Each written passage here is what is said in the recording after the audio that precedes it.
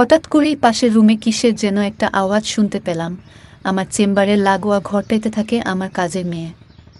ধীরে ধীরে আওয়াজটা বাড়তে থাকলো। আমি কৌতূহল সামলাতে না পেরে চেয়ার থেকে উঠে গিয়ে পাশের রুমের দরজার ফুটা দিয়ে চোখ দিতেই দেখলা ভিতরে যুদ্ধ চলছে। আমার কাজের মেয়েটাকে ন্যাংটা করে রামচুদা চুদে যাচ্ছে ওর নাগর। আমি এই দৃশ্য দেখে নিজেও উত্তেজিত হয়ে পড়লাম। ড্রয়ার থেকে প্লাস্টিকের বাড়া বের করে তাতে থুথু লাগিয়ে ধীরে ধীরে আমার গুদে ঢুকালাম এবং আমার গুদের রস খসালাম। বন্ধুরা, আমি ডাক্তার লিলিমা। নিজের বাসায় চেম্বার খুলে অবসর সময়ে রুগী দেখি। রসে ভেজা প্লাস্টিকের বাড়া মুছে ড্রয়ারে রাখতে যাব এমন সময় কলিং বেল বেজে উঠল। তাড়াতাড়ি ড্রয়ারে বাড়াটা রেখে দরজার ফাঁক দিয়ে উঁকি মেরে দেখলাম আমার বান্ধবীর হাজব্যান্ড রাকিব দাঁড়ানো।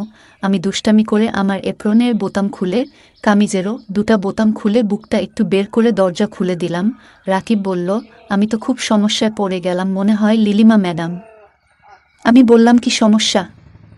সে বলল, এখানেই বলবো নাকি ভিতরে গিয়ে বলবো? আমি বললাম, নিশ্চয়ই চলেন। রাকিব ভিতরে ঢুকলো। আমি দরজা বন্ধ করে দিয়ে এসে তাকে বসতে বলে বললাম, কি সমস্যা বলুন তো? সে বলল, ম্যাডাম 2 দিন ধরে আপনার বান্ধবী বাড়ি নেই, আর এই 2 দিন ধরেই আমার তলপেটে ব্যথা আর বলে থেমে গেল। আমি বললাম, আর কি? সে বলল, ম্যাডাম। আমি বললাম, আমাকে ম্যাডাম না ডেকে নাম ধরে মানে লিলিমা বলে ডাকুন। সে বলল, ঠিক আছে ডাকবো। আমি বললাম, এবার বলুন আর কি সমস্যা? সে বলল, লিলিমা, আমার ওইটা ব্যথায় টনটন করে। আমি বুঝে গেলাম সে কি বলতে চাইল, তাই সরাসরি প্রশ্ন করে বসলাম, আপনারা কি প্রতিদিন সহবাস করেন? সে বলল, জি প্রতিদিন করি, কোনো দিন 4-5 বারও করে থাকি। আমি বললাম, তাই? সে বলল, হুম। আমি বললাম, ঠিক আছে, দেখি কি করা যায় বলে তাকে পেশেন্টের বেডে শুইতে বললাম। সে বেডে উঠে শুয়ে পড়ল।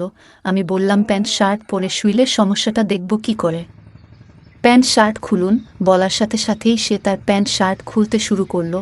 আমি বুঝতে প্ল্যান কাজে লাগছে, আর এটাও বুঝতে পারলাম সে আজ রেডি হয়ে এসেছে আমাকে চুদার জন্য। বান্ধবীর হাজব্যান্ড হওয়াতে অনেক আগে থেকেই রাকিবের সাথে আমার পরিচয়, এবং রাকিব যে অনেক বড় চুদনবাজ সেটা আমার বান্ধবী আমাকে আগেই বলেছে, তাই রাকিবের প্রতি আমার লোভ ছিল আগে থেকেই। আর রাকিবও নাকি আমাকে অনেক বেশি পছন্দ করে সেটাও আমার বান্ধবী আমাকে বলছে। যাই হোক, আমি রাকিবের বাড়ার দিকে তাকিয়ে তো হতভম্ব। লম্বা বালের মাঝখানে যেন একটা তালগাছ দাঁড়িয়ে আছে। ওর বাড়া দেখেই যেন আমার শরীর কাটা দিয়ে উঠল। আমি ওর বাড়ায় হাত দিলাম। আমার হাতের স্পর্শ পেয়ে রাকিব কেঁপে উঠল। আমি ওর বাড়া নাড়াচাড়া করে দেখতে থাকলাম। ধীরে ধীরে রাকিবের বাড়াটা শক্ত হতে থাকলো, আর বাড়ার উপরের রগগুলি ফুলতে থাকলো। আমি ওর বাড়াটা টিপতে টিপতে বললাম, এখন কেমন লাগছে?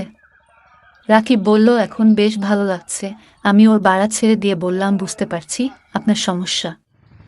ঔষধ কি এখন খাবেন নাকি রাতে খাবেন? রাকিব বলল, না, রাত পর্যন্ত অপেক্ষা করতে পারবো না, আপনি এখনই ঔষধ দেন।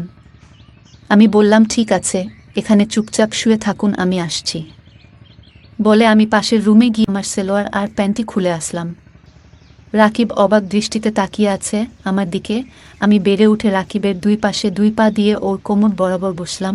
এর মধ্যে রাকিবের বাড়া ফুলে ফেপে তালগাছ হয়ে আছে। আমি বসার পর রাকিবের বাড়াটা আমার গুদে ধাক্কা দিল। আমি শিহরিত হয়ে গেলাম। সুযোগ বুঝে রাকিব আমাকে একটানে তার বুকে নিয়ে এলোপাথারি চুমো দিতে থাকলো। আমি ক্রমেই গরম হতে থাকলাম। সে জামার উপর দিয়ে আমার দুধ টিপতে লাগলো আর ঠোঁটগুলো চুষতে লাগলো, আর ওইদিকে আমার গুদ রসে ভিজতে লাগলো। এমনভাবে কিছুক্ষণ চলার পর রাকিব আমার কামিজ খুলে ফেলল। আমি তার তালগাছ আকৃতির বাড়াটা আমার গুদ বরাবর সেট করে আস্তে আস্তে চাপ দিতে থাকলাম। রাকিব এবার আমার পিঠে হাত দিয়ে ব্রার হুক খুলে ফেলল, আর হুক খোলার সাথে সাথেই আমার দুধ 2টা যেন এক লাফে রাকিবের মুখে গিয়ে পড়ল। রাকিব মনের সুখে আমার দুধের বোটা চুষতে লাগলো আর ঢলতে লাগতো। আমি চরম উত্তেজিত হয়ে ও আজু ইস উফ আওয়াজ করতে থাকলাম। আমার আওয়াজ শুনে রাকিব আরও হিংস্র হয়ে উঠল। মনে হলো আমার দুধ 2টা ওর ঢলে মুছুরের কামড়ে ছিঁড়ে ফেলবে। এই দিকে আমি আস্তে আস্তে চাপ দিচ্ছি। রাকিবের বাড়াটা ধীরে ধীরে আমার রসে ভেজা গুদে ঢুকতে লাগলো। রাকিব আমার দুধ চুষা বাদ দিয়ে তার 2 হাত দিয়ে আমারে কোমরে ধরে নিচ থেকে এক থাপ দিল, আর সাথে সাথে পুরা বাড়াটা আমার গুদে ঢুকে গেল। আমি ব্যথায় কুকিয়ে উঠলাম, কেননা বিগত 6 মাস হলো আমার গুদে কোনো বাড়া ঢুকে নাই, তাই গুদ অনেকটা টাইট হয়ে আছে। যাই হোক, রাকিব নিচ থেকে তল ঠাপ দিচ্ছে আর আমি উপর থেকে। এভাবে কিছুক্ষণ থাপানোর পর আমি রস খসালাম। আমার গরম রস রাকিবের বাড়ায় লাগাতে সে বুঝতে পারল আমি পানি ছেড়ে দিয়েছি, তাই সে আমাকে বলল, এত তাড়াতাড়ি রস ছেড়ে দিলেন ম্যাডাম? আমি বললাম, অনেক দিন ধরে করি না তো, তাই এমন হলো। রাকিব বলল, আপনি এবার নিচে আসুন, আমি উপর থেকে করি। রাকিবের কথা মতো আমি নিচে শুয়ে পড়লাম। এবার রাকিব আমার পা দুটি তার কাঁধে নিয়ে তার বাড়াটা আমার গুদের মুখে সেট করে জোরে এক ধাক্কা দিল, আর সাথে সাথেই 9 ইঞ্চির মোটা বাড়াটা পচট করে আওয়াজ দিয়ে আমার পিছলা গুদে হারিয়ে গেল। রাকিব বলল, ম্যাডাম, আপনার গুদ তো এখনও কচি মেয়েদের মতো টাইট, অনেক মজা পাচ্ছি। আপনার বান্ধবীর গুদ কেমন যেন লুজ হয়ে গেছে। টাইট আর পিছলা গুদ পেয়ে রাকিব মনের সুখে চুদে যাচ্ছে আর বলছে, আহ মজা, কতদিন এমন টাইট গুদ চুদি না। এর মধ্যে আমি আরও একবার রস খসালাম। আস্তে আস্তে রাকিব চুদার গতি বাড়িয়ে দিল এবং প্রায় 15-16 মিনিট পর সে তার মাল ছেড়ে দিয়ে আমার গুদ ভাসিয়ে দিল। রাকিব তার নিস্তেজ দেহ নিয়ে বেশ কিছুক্ষণ আমার উপর শুয়ে রইল। ওয়াশরুমে গিয়ে দুজনই ফ্রেশ হয়ে নিলাম। রাকিব বলল, ম্যাডাম, সত্যিই আপনি অনেক ভালো চিকিৎসা করতে পারেন।